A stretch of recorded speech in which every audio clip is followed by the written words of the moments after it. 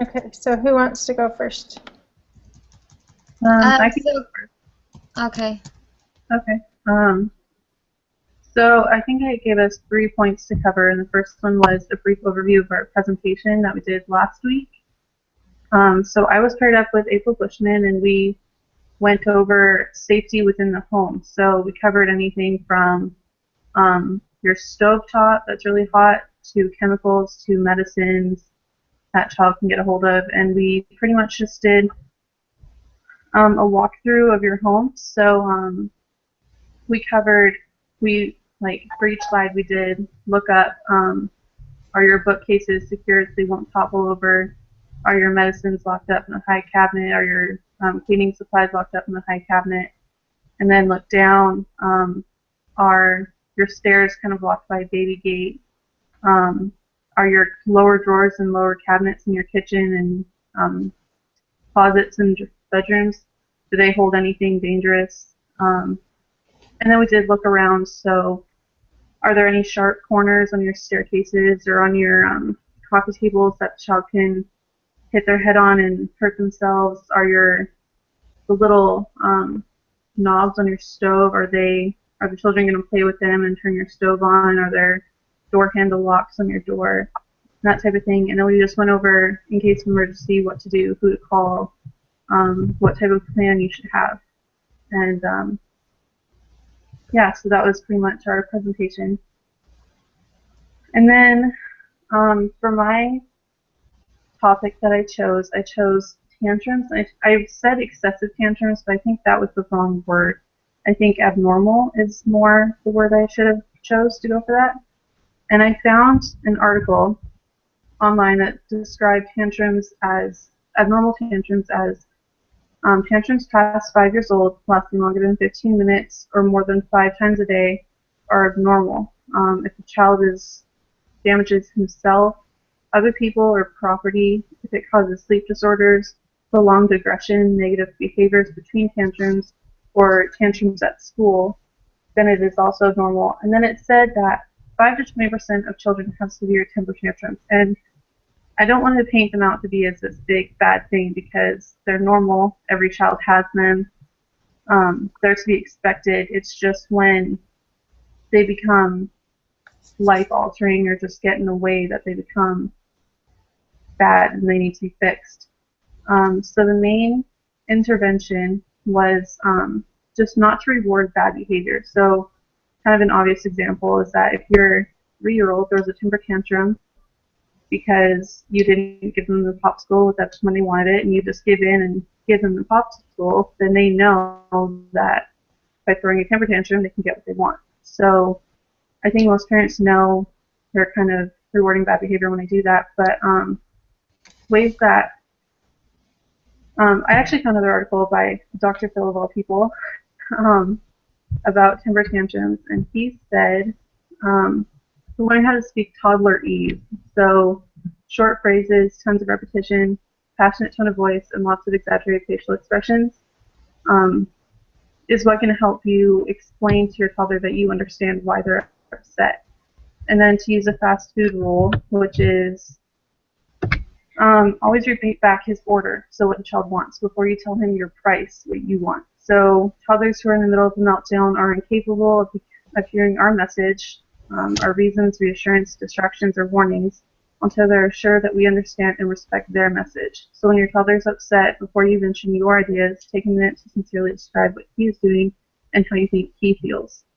So it's kind of awkward for me to say, but the um, description or the example that he gives is your bored 15-month-old child toddles over to the front door, bangs on it, and screeches to go out to the yard.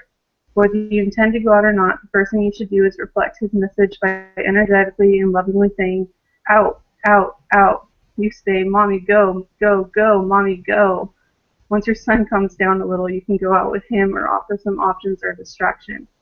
So I'm not exactly sure if I would say that. It feels really awkward for me to toddler ease in the way that he's describing.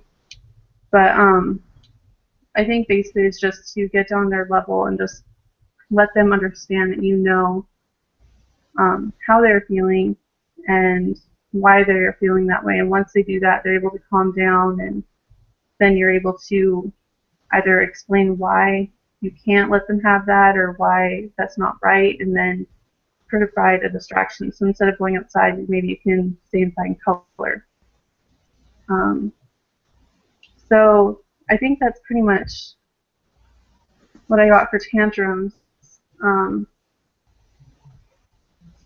then the highlights for my interviews, I found them kind of, the parents and I both had to like break down and discover what the broad risk could be and how many things that could be called a risk. So at first we were just kind of naming off like the obvious examples like obesity or bullying or anything like that. Then we had to discover like, your child, like things that you wouldn't really exactly think of, like maybe just being a little bit of a slow learner, or other examples that you don't have control over. And that was another thing. Parents, when they didn't have direct control over it, is when they kind of found it more of a risk. So learning disabilities or outside influence. I think that's with any parent. If you can't control it, then it's like all you can do is just solve the problem. You can't really fix the problem before it happens. And that's, I think, I'm not a parent yet, but I'm sure I would worry about that just because I can't control every aspect of what is going to happen to my child. And then the underlying intervention to almost all the problems that we found was just establish good communication with the child. The parents are more in tune with the risks that the child is facing and then can provide more successful help. So if they are able to communicate with their child and the child is more open to them, then they can explain what is troubling them, and then the parent can effectively help them solve their problems. So that was my 3 points. Okay, I guess I could go next. Okay. Let's see. So last week for the physical or cognitive domain intervention assignment, we did it on obesity. That was our problem. And then our age range was from 2 to 5, and we directed the presentation like towards parents. So that's who we were like talking to. And I did some research and put together a PowerPoint explaining why obesity is prevalent and how it's like a huge epidemic right now. And basically the interventions that I mentioned, the two main ones was having a meal plan, like planning out what you're going to eat and having it be healthy things and trying to avoid like fatty foods or really sugary foods. And getting the whole entire family on board is really important, and having the family do it as a whole rather than just targeting the child. And then also having like planned out exercise and having the whole family do it together. So at least like 2 to 3 times a week you'd go running or jogging, or maybe you'd go on like a nature walk. So I kind of like listed examples of how to do that. And then we targeted like challenges that might be faced, like they might have a lack of motivation and like getting into the routine of changing their like entirely what they eat, and kind of trying to add the exercise. That could be difficult. And there could also be like confrontation between the child and parent, or maybe even other family members that are like, I don't want to participate in this, but getting them on board all together would probably be hardest. But having like a weekly family meeting and having the whole family come together kind of to add ideas of what like ways they can have physical activity would be probably beneficial. And consistency and determination is really important. And then I just ended with like tips to help the progress move along. So that's basically what I did for that. Self-concept and how, I'm sure you guys know what that is, but basically it's just how they view themselves. I found like 3 different articles. The first article I looked up was try to explain basically what self-concept is. I could better like understand how to research interventions. And basically what self-concept is the attributes, abilities, attitudes, and values that they believe define them. So by age 3, children should have developed their categorical self. So they should know, they should be using like this or that labels, meaning they should know whether they're short or tall, good or bad, a boy or girl. So that they'll use age, gender, physical characteristics, and value to explain who they are. Let's see. And the healthy way to do that, like the healthy things to do, would have like the parents and peers say positive things about the child. And then I found 2 articles about like interventions, and the main things they talk about is self-assessment approach, which is focusing on changing students' self-perceptions using techniques such as cognitive therapy. This approach also focuses on teaching students to eliminate self-defeating thoughts and behaviors that are believed to interfere with academic success. So this intervention would be used like at school. And mostly, they said that mostly like the problem with self-concept, children kind of develop it between ages 2 and 5, but by the time they're in school, usually they have a healthy self-concept unless they have learning disabilities or they have like a sad home life. Huh? And if they have learning disabilities, this is one of the interventions they would use, was self-enhancement approach. The other approach is called skill development approach, and that focuses on building child skills in a particular academic area. And they usually choose one that the student is good at. So let's say they're really good at reading, but they're not very good at math, so you'd focus on their reading, and so they would be able to strengthen that even more. And that will build up their confidence and build up their self-concept. And usually interventions, they'll use them like 2 to 3 times a week. So that was that one. And then my interview, I interviewed my aunt and uncle, and then I also interviewed a daycare worker.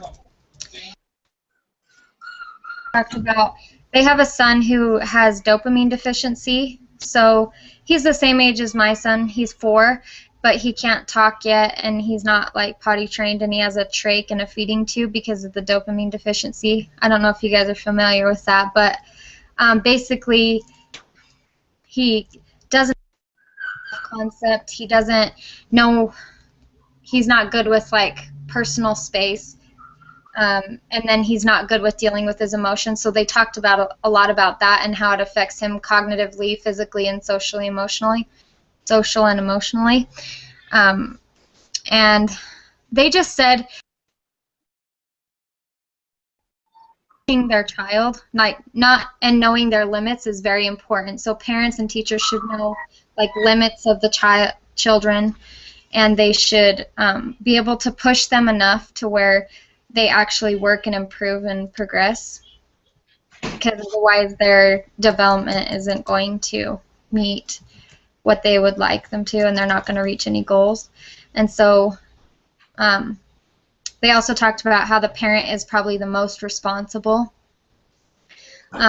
person to teach and get in on interventions, because they're the ones that spend the most time with the children. And then lastly, they talked about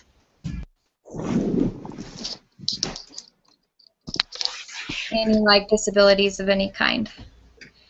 And I think that is pretty much it. Knowing the strengths can promote positivity. They said that too. I kind of mentioned that. And using those to help them to not give up. And just parents need to be like a big support, a big example, and the cheerleader for their child. So yeah, mine.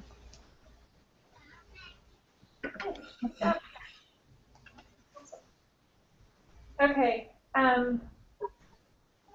Our assignment for last week, our group thing that we did last week, we chose drowning, and some of the things that we came up with was, of course, the drowning risk. We have swimming pool, the water parks, the bathtub, even the toilets. No, that's disgusting, but. Yeah. A hot tub or jacuzzi, the ocean, lake, pond, or stream, and even just standing household water, little kids can drown in.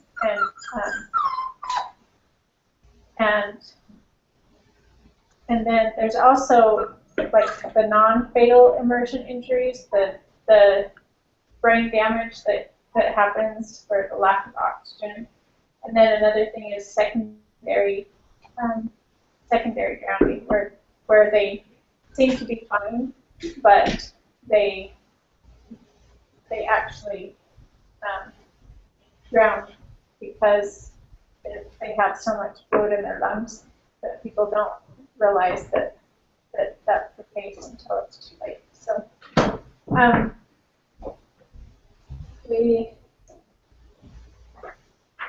one of the things that we came up with for the interventions was to establish and follow pool rules, to wear life jackets for these little kids that don't know how to swim. Oh, no. And then something that I had never even heard of before, but they have these nets that you can put over your pool that keep anyone from getting into them unless the net is off. So obviously they have to be secure, but so that's a protection mechanism so that it'll protect the little kids from falling in.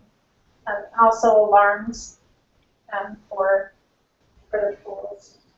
And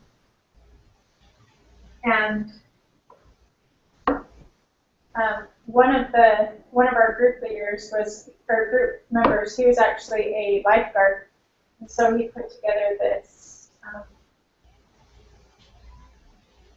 slide on our PowerPoint that it actually gives the specific compressions and how to do CPR. And so I thought that was pretty cool that it just lays it out straight so that, I mean, you could always reference this little chart or whatever. I thought that was really cool what we had done. But, the thing that we came up with this whole with the PowerPoint is that adult supervision is the key to prevent the kids from drowning, and even skilled swimmers can drown if the situation is right or wrong, I guess. But I'll get to my other. I have so many things pulled up here. So one of the things that I had done for my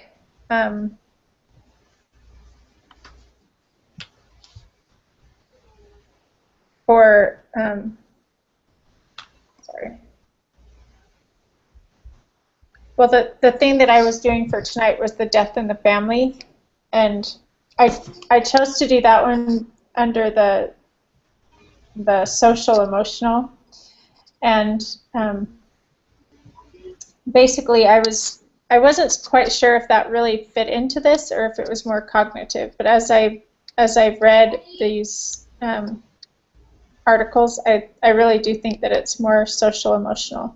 So when these little kids that I did the ages 2 to 5, and when these little kids they lose a family member or whatever, they don't really, obviously they don't understand what's going on. And so it said in this article that I found,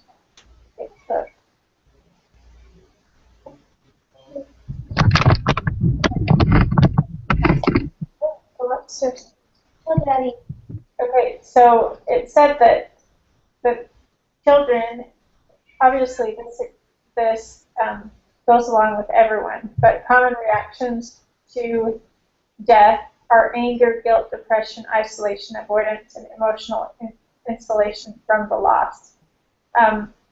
And it said also that family members rarely discuss, and discuss the death, and that when death is mentioned, considerable emotional discomfort and anxiety is evoked.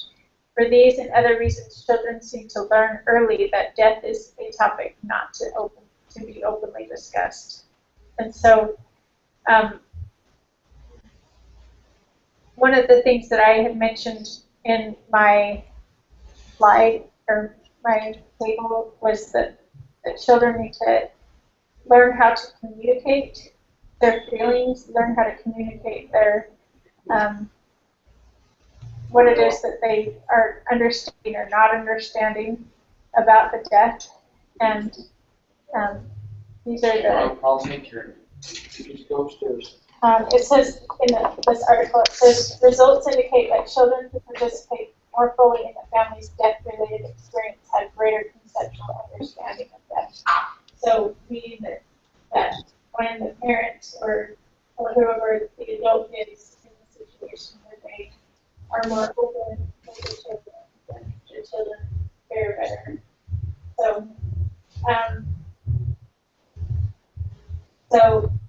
the results of the study in this article indicate that children understand more about death than parents are often willing to accept.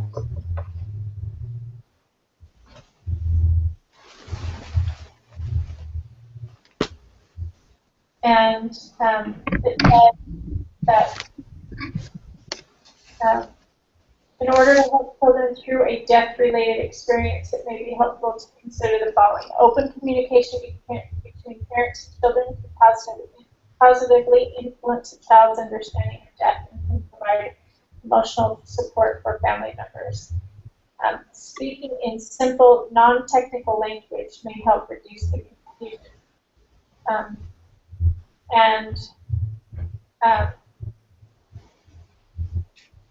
Parents that shelter their children from death experience may actually be limiting their child's ability to learn. Are you guys having like major feedback? Or is it just me?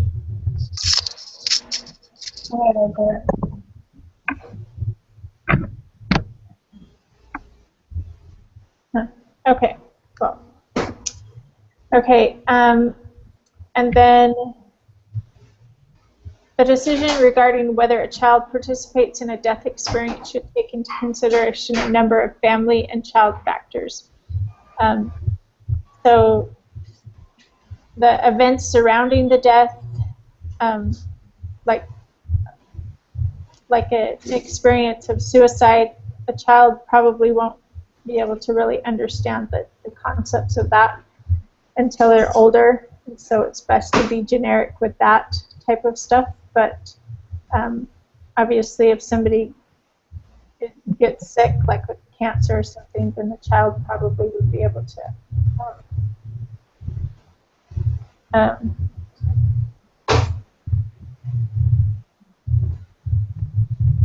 Can you guys hear that? No. It's driving me nuts. Okay. It's like maybe it's me. Is it like an echo? Yeah, well, it's like just it's not an echo, it's just like a rumbling. I don't know. I hope if you guys can hear me, I guess it's okay then. So a family system style of functioning will influence a child's values, beliefs, and behavioral patterns. So obviously the parents need to be sensitive to the fact that the children learn through the life cycles, through their family, and they emulate what happens. And it was interesting when I had one of my group first, when I had posted this, she actually had both of her parents lost a sibling when they were young. And she said that as she's an adult, she's finally been able to talk to her parents about the experiences that they had when they were children of losing a sibling. And she said that they don't remember their experience but they do remember their parents' experience. They remember their parents' feelings and emotions and everything, but they don't remember their own emotions. So I thought that that was interesting how she, so that was a prime example of how this is very important to teach the children through your example. So, and then, is there something else I was supposed to do? Share highlights from your interview. Oh, okay. Okay, so I interviewed, one of my interviews was, she's a special education teacher. She has her master's in special education, and we sat down and we were talking about all of these things, and a lot of the things that we came up with were mostly, like, we struggled a little bit with the physical, but we were able to get more of the cognitive stuff because that seemed to be more her line of thinking, I guess. But we talked about, like, the ADHD and dyslexia and things like that, but we also talked about having a bad experience in school, like bad teachers or bad classroom settings, things like that, and how that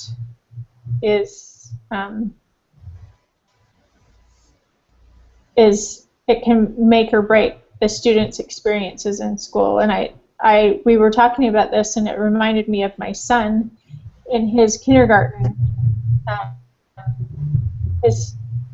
When he first started kindergarten, he was so excited for school, and he was so excited to be there. And it was about, they do 9 weeks, so they have four 9-week semesters, I guess. I don't know what they're called in elementary school. And the first 9 weeks, he was just really happy, and he was really excited about school. And then about the second 9 weeks, he just started hating life and hating school. And he was chewing on his shirt. He would come home, and his shirt would be drenched with slobber because he was so anxious about something. And when he finished kindergarten, he wasn't reading he wasn't really even reading at kindergarten level. And so we were really concerned about, so we worked with him over the summer, and then I talked to the principal and made sure that he got into a good teacher, somebody that had experience. And it's amazing how much of a change that he made in that first grade versus kindergarten. Now, when he finished first grade, he was reading well above his grade level. And it was just that he had a good teacher, somebody that was willing to take an interest in him personally, and not just, I don't know. His kindergarten teacher was kind of, I don't want to be mean, but she was kind of a jerk. So, but, so, you know, it was just such a blessing to see the difference between a bad teacher and a good teacher, and how much of a difference it made in my son's life, and how much, you know, I mean, obviously as parents, we have to be that force for good for our kids as well. But like the difference between his kindergarten teacher, she was very condescending, I guess is the word I'm trying to find. And his first grade teacher was very loving, very, very kind, and very positive about everything that he did. You know, I mean, she would, if he was doing something wrong, obviously she would let him know, but she was very kind about it, which is different than his kindergarten teacher. So, Okay, so is that all we had to do? Then it says There was taking another all of the shared section. information consideration, spend 15 to 20 minutes on the following. We have to attempt to identify common elements of effective interventions targeted to different problems in different domains. And then we have to conclude by sharing best general insight or suggestion about effectively intervening to foster optimum development. And then in the final 2 minutes of recording, have a group member summarize the highlights from your group's conversation. Include what has been learned and the conclusions drawn. Okay. That was kind of a lot. So first we have to identify common elements of effective interventions targeted to different problems in different domains. I think I don't know, the only thing I could think of as the main one was that parents have to be involved and have to be aware of how their child's developing and then what they can do to avoid risks or problems or to intervene when necessary. And they have to be willing to be supportive. That was like the biggest similarity I saw. Yeah, I agree. It's Yeah. like that, you know, I mean, especially with all the ones that I did were the 2 to 5-year-old group. Yeah, me too. And obviously that's the time when those kids are most vulnerable and most teachable, and you know, so the parents have to be the ones that are stepping in and being an advocate for their kids. Yeah. Yeah. I think with those is you really have to put yourself in the child's shoes, because oftentimes, like, the kid, whatever is happening around them, that's their normal. So you need to identify what their normal is and then see if that is what is actually normal or if that needs to be changed and if you can help them change it. Yeah. So, like, for example, with, like, learning disabilities, if, like, they're slower to learn, that's their normal. They don't really understand if that's something wrong with them. They can't really comprehend that. So you really need to, like, help them, like, parents need to help them, like, just not identify that there's something wrong with them, but help them, like, kind of catch up. Yeah. Yeah. Let's see. Share your best general insight or suggestion about effectively intervening to foster optimum development.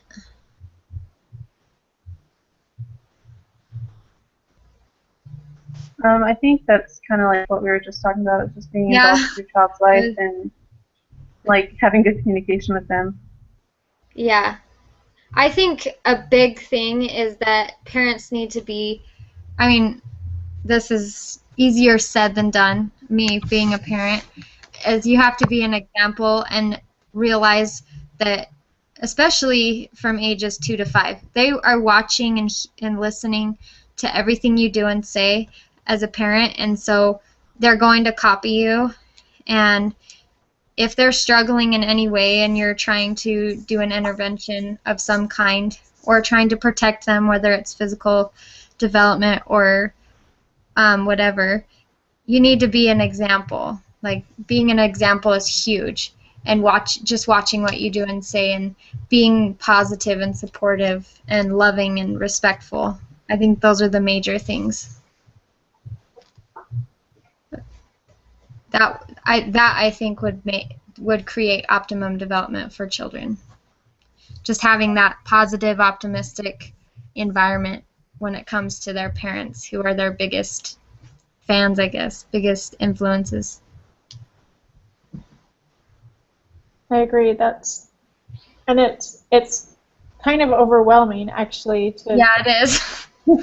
to you know, to be that example and to be like one thing that I'm doing right now is like I gotta plug my computer in again. I grew up in sorry. Okay. So I grew up in a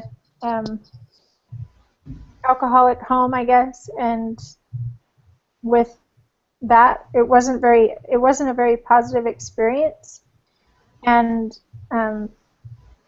so I learned how to parent from my parents, and so I have to retrain myself, like, and so that's probably my biggest issue with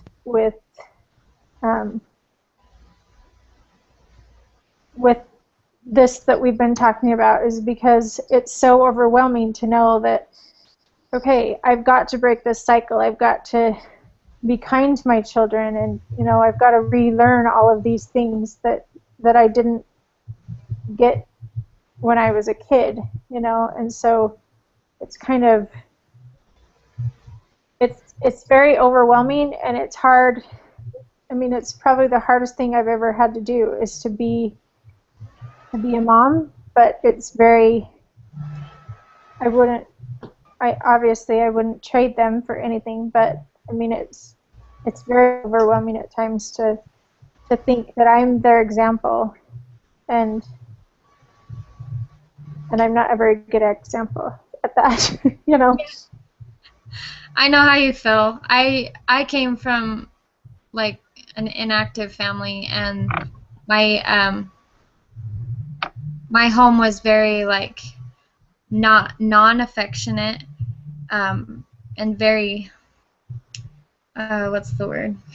I don't know, very abusive mentally, like emotionally, verbally, and sometimes physically.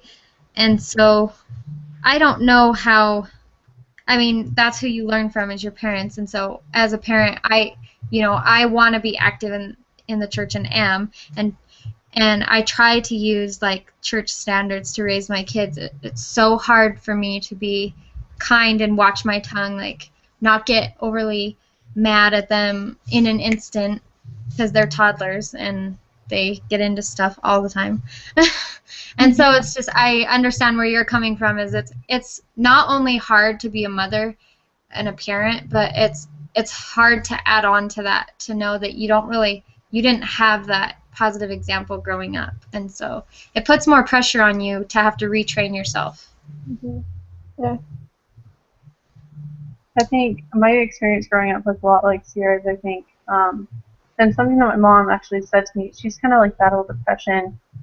And with each, I'm like the second oldest of 5, and with each kid, when they were born, she suffered greatly from postpartum depression, and it was really difficult for us as kids, because all of a sudden I was 8 years old and having to change my newborn brother's diapers and having to pretty much care for him, and it was really hard. And I think when I was middle of high school, probably about 16 or 17, she just one day said to me, she was just crying, having one of her bad days, and she just said, you know, Amelia, I hope that you are a better parent than I ever was. That's my main goal for you in life.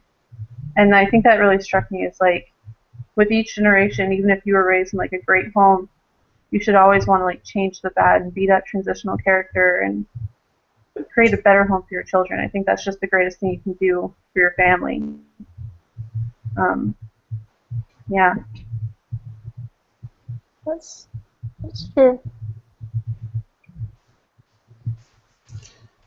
So let's see. The last thing we need to do is just just use like 2 minutes and have one group member summarize like the highlights of our group's conversation, and like what's been learned and the conclusions drawn. So I guess basically just an overall overview of what we talked about, I guess. I don't know.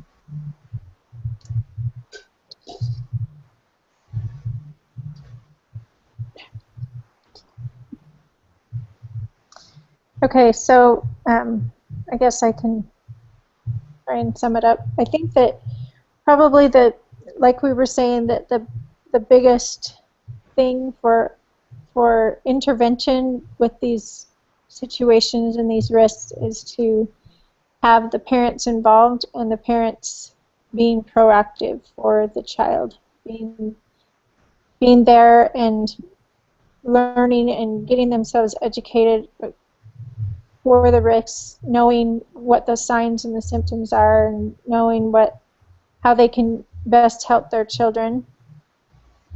And I think that also with all of these risks, no matter what they are, that the underlying risk is kind of what we talked about with the self-concept of building that child up and making them feel better about themselves than they would otherwise. You know, I mean, to essentially to teach them that they are a child of God, and that no matter what, that they are loved, and regardless of what they do or the risks that are present in their lives, that they are loved by their parents and by their Heavenly Father. So I don't know if that sums it up, but Yeah. That was really good. You did good.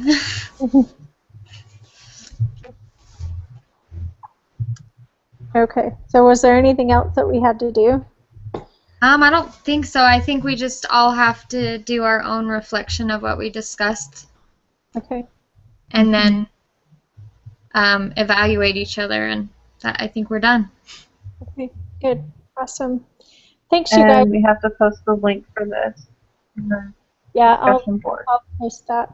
And it took last time I was really nervous because it wasn't like immediate, and I thought, oh no, I've messed this up, and it took about 10 minutes for it to actually post. So this time I won't be so crazy about it. I'll actually wait and not get an ulcer over it. So, Thank you, Angie. Thank you. we'll see you guys. Have a great All right, thanks. rest of the semester. You too. Okay, You bye-bye. too.